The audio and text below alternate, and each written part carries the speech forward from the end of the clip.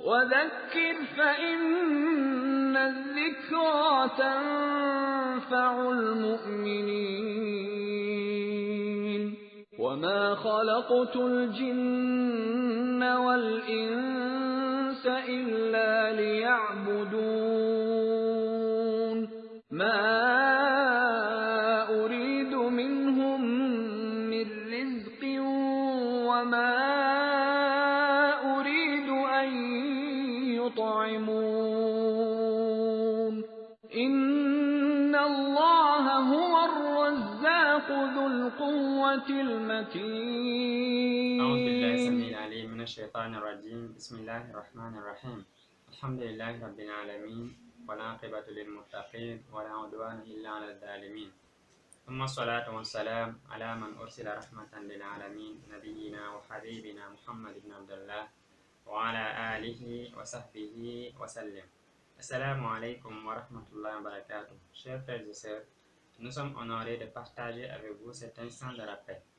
Un instant de rappel qui est une émission nouvelle qui a pour but de partager avec vous les enseignements du prophète Muhammad sallallahu alayhi wa sallam et aussi du noble Coran. Pour cette première, nous allons nous intéresser sur un thème très important, c'est-à-dire la quête du savoir. Nous allons faire un focus sur le caractère obligatoire qu'elle est, mais aussi parler de ses mérites. Sachez que la raison de la création des êtres humains et des djinns est l'adoration d'Allah. Comme nous le dit le verset 56 de la sourate 51, Allah dit: je n'ai créé les djinns et les hommes que pour qu'ils m'adorent. Wa ma khalaqtul jinna wal insa illa liya'budun.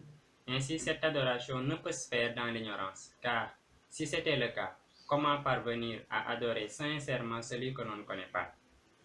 Peut-on aimer et craindre celui dont on ignore tout? La soumission du cœur à Allah est possible qu'en le connaissant. Dans le cas contraire, le cœur est voué à se soumettre aux désirs et aux passions, c'est-à-dire le cœur va être en perdition et l'homme aussi. L'importance du savoir est élucidée dans les premiers versets du Coran, sinon même le premier. Sachez bien que le premier verset révélé n'a pas été prié, jeûné ou bien faites le hajj, mais c'est bel et bien apprenez. Allah subhanahu wa ta'ala dit à Muhammad sallallahu alayhi wa sallam par l'intermédiaire de l'ange Jibril: lis au nom de ton Seigneur qui a créé. Iqra bismi rabbikal ladhi khalaq, sourate 96, verset 1. L'islam n'a jamais séparé l'adoration du savoir, et à travers ces versets et bien d'autres, Allah le Très-Haut nous montre que l'adorer ne se limite pas à une série d'inclinaisons et de prosternations quotidiennes, ou à de simples paroles prononcées sur le bout des lèvres. Et l'exemple de notre prophète sallallahu alayhi wa sallam est encore plus illustrant. Pendant 23 ans, figurez-vous bien, son seul but fut d'enseigner et d'éduquer les hommes qui étaient des adorateurs d'idoles. Walladhi, c'est lui qui a envoyé à des gens sans livre un messager des leurs qui leur récite ces versets, les purifie et leur enseigne le livre et la sagesse, bien qu'ils étaient auparavant dans un égarement évident. Walladhi ba'atha fil ummiyina rasulan minhum yatlu alayhim ayati wa yuzakkihim wa yu'allimuhumul kitaba wal hikma wa in kanu min qabl lafi dalalin mubin, sourate 62, verset 2. De cette éducation émergea une génération d'hommes et de femmes qui propagèrent l'islam aux quatre coins du monde. Les hadiths du prophète Muhammad sallallahu alayhi wa sallam relatifs à la science sont très nombreux. Et parmi ces hadiths, nous pouvons retrouver celui à qui Allah veut du bien, il l'instruit dans la religion.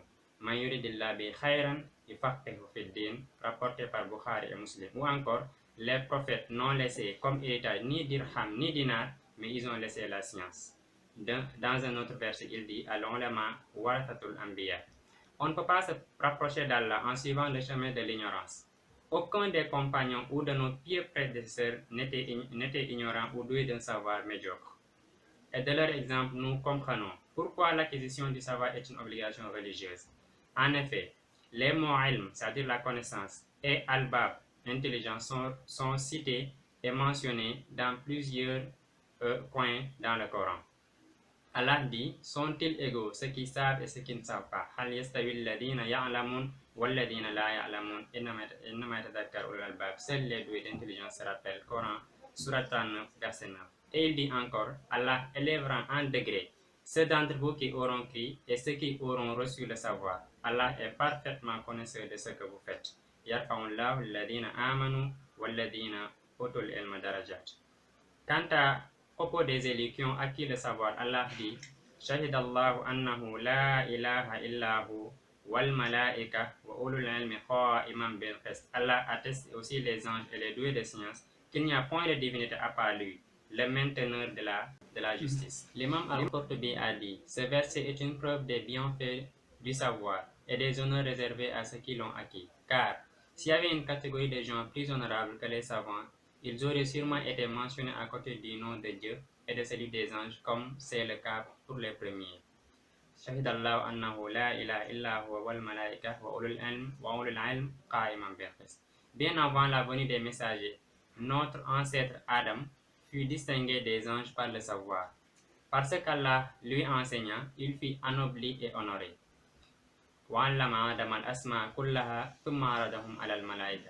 Et ensuite, vous allez voir plus tard que le Seigneur même va demander aux anges de se prosterner pour Adam. Voilà ce qui honore l'homme et le distingue du reste des créatures. C'est créé à partir d'argile, alors que les anges qui furent créés de lumière durent se prosterner devant lui. Et ce n'est pour rien que les meilleurs des hommes, les messagers et les prophètes, alayhimus salam, ont tous aspiré à la recherche du savoir. À l'exemple de Moussa, qui a entrepris un très long voyage pour trouver un homme à qui Allah avait enseigné une science émanant de lui. Cet homme, Al-Khidr, fut doué d'un tel savoir que Moussa, qui désirait tant apprendre de lui, se mit à son service. Allah dit, ils trouvèrent l'un de nos serviteurs à qui nous avions donné une grâce de notre part et à qui nous avions enseigné une science émanant de nous. Moussa lui dit, puis-je suivre à la condition que tu m'apprennes de ce que de ce qu'on t'a appris concernant une bonne direction. Hal attabi'uka ala an tu'alliman mimma 'allamta rushda. Selon l'imam Al-Bukhari, le savoir conduit à l'agissement, ce qui veut dire, comme l'explique Ibn al-Munayir, la connaissance est une condition préalable à la validité de la parole et de l'action, qui ne peuvent être prises en compte si la connaissance est absente. La bonne intention ne suffit pas pour qu'une action soit licite. Tout comme l'adoration est une obligation, le savoir relatif à celle-ci est aussi obligatoire. C'est en ce sens qu'il faudrait comprendre le hadith quand le prophète Muhammad sallallahu alayhi wa sallam disait Talabul ilm faridatun ala kulli muslim. La quête du savoir est ainsi un chemin laborieux, très difficile, très pénible, qui nécessite l'endurance, la patience, la persévérance. Il faudra aussi faire beaucoup d'invocations et beaucoup de doigts afin qu'on soit facilité dans cette entreprise-là qui est la quête du savoir. C'est en ce sens qu'Allah subhanahu wa ta'ala demande même à son noble prophète qu'Allah lui ajoute en science, qu'Allah lui augmente en science. Ô mon Seigneur, accrois mes connaissances. Wa qur rabbi zidni ilma. Malgré que lui-même le prophète a été un océan de savoir et qu'il a été étudié.